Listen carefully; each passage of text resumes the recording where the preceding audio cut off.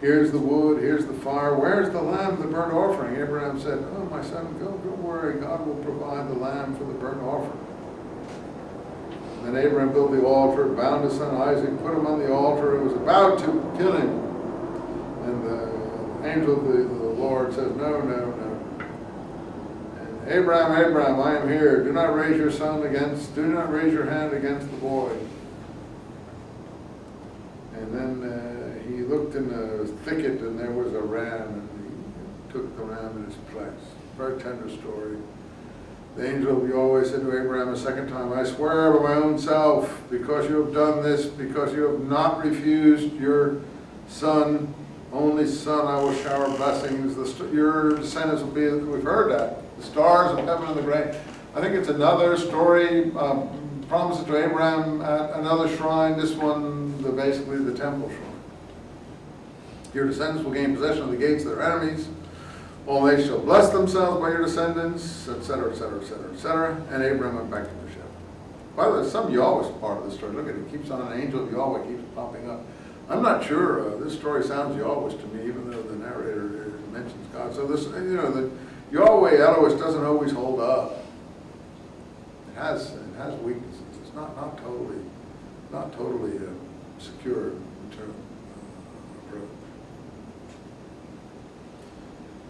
Okay, so we get some information about his relatives here, line 20 to 24. Well, what's that? So, because he's going to send Isaac off to get a son from the relatives.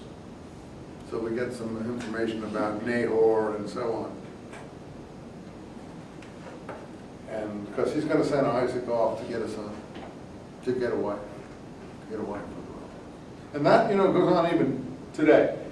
You saw people come from the Middle East, or come from Armenia, or come from Greece, or even Italy, or places, the Mediterranean and other places, India, maybe the Far East too, I don't know. They send back to the old country to get wives for their children, or husbands for their daughters. It's still a tradition when you go to another place to send back. And it's only when the children don't do that, and even in Mexico, if someone comes from Mexico, they send back. If people don't do that anymore, it means they've really become Americanized. And then the generations don't like that. They get angry at each other over those things. So this is a custom that's, not just the Hebrews. So Sarah dies, 23.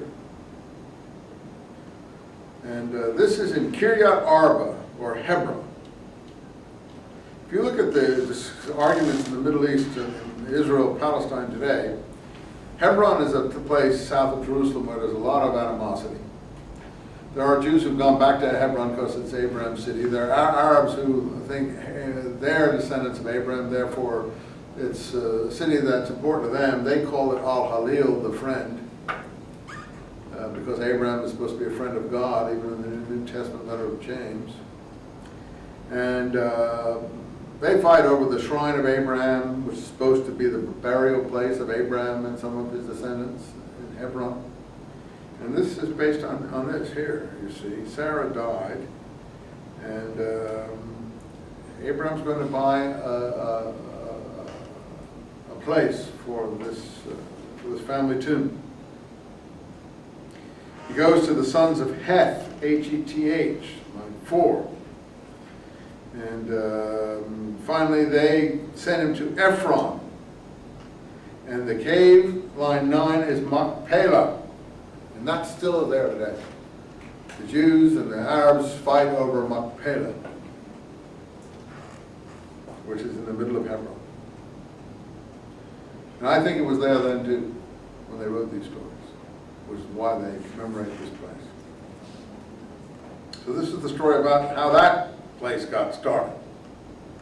I give you the land and you and the cave on it, and you can bury your dead there. So it's about the price he pays to Ephron. And Ephron's field of Machpelah opposite Mamre. You see that? It's against the shrine of Mamre 17, another shrine, cave story. And he buried his wife Sarah in the cave. And it's called now to this day the Tomb of the Patriarchs. It became a burial plot for the sons of Heth, and that was put into Abraham's possession, right? You got all that? Everyone see that? Okay, keep your finger in there, and I'll take you to the New Testament. And I will take you to the book of Acts, where Stephen and the Jews are having problems, and Stephen makes some unpleasant speeches against the Jews who are portrayed as persecuting him. And then Stephen says here, if I can find it quickly for you, in line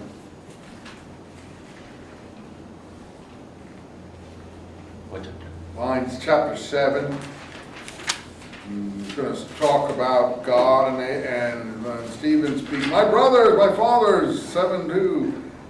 "The glory of God appeared to our ancestor Abraham when he was in Mesopotamia before leaving Iran, and said, 'Leave this land.'" And he starts quoting things from Scripture. And so finally, he gets down to line 14 here. Joseph in Egypt. He sent his father and Jacob and his whole family to Egypt. Tells the whole story here. And Jacob went, and after that, he came back to where the ancestors had died. And they were brought back to Shechem and buried in the tomb that Abraham had bought and paid for from the sons of Hamor, the father of Shechem. Well, it's just a terrible mistake. And so, the person writing this, I mean, I'm sure Stephen never made any speech like this anyway, but he'd have been laughed right out of the Sanhedrin for that one. And the person writing this just hasn't read his history well. And so, it's when you see flaws like that, I know where he got this from, and I'll show you later where he got this from. He gets it from a Joshua story, like this gentleman was talking about Joshua, material at the end of the He gets it from a Joshua story, or a material in the book of Joshua, where it says, I think, Joshua makes a speech there, and that speech is basically this speech. He's pulled it out of there, and at the end of that speech, it talks about the cave that Jacob bought from Shechem, Hamor, to bury Joseph in. And Joseph is buried there, not Abraham. But from reading Joshua's speech, he put Joshua's speech here into Acts.